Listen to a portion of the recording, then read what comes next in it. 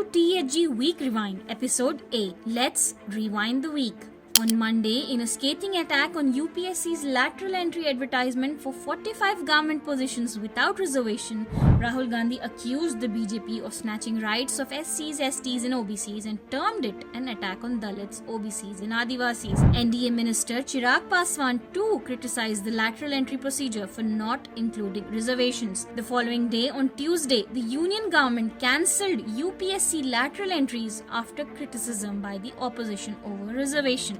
BCCI Secretary and Amit Shah's son, Jay Shah, is likely to be the next ICC chairman. Jay Shah is set to replace Greg Barclay, with 15 out of 16 members of the ICC supporting him. If Shah takes on the job, the question remains, who will fill in the BCCI secretary position? In two separate incidents, Muslim houses were demolished by authorities.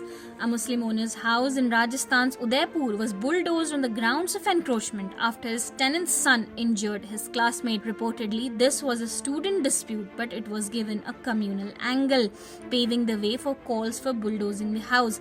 According to the owner, Rashid Khan, who is an auto driver, the demolition notice was issued a day before and issued in the name of his tenant.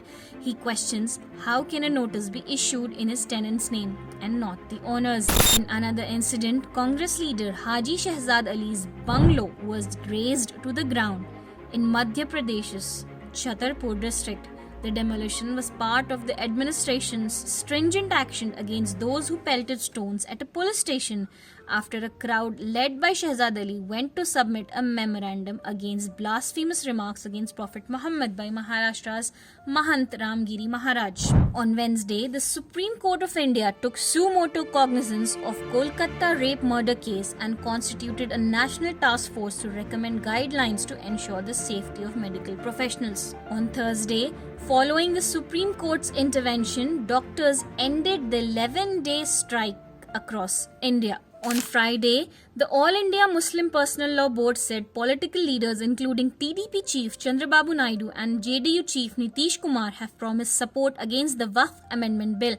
The Muslim organization warned of nationwide protests and legal action if the bill isn't withdrawn, calling it unconstitutional and harmful to Waqf properties. PM Modi and Zelensky's meeting commenced with a visit to a memorial honoring the hundreds of Ukrainian children who have lost their lives during the conflict that has spanned over 2 years. On the Russia-Ukraine war, Modi said India is not neutral as it sides with peace. On Saturday, a private helicopter crashed in Pune.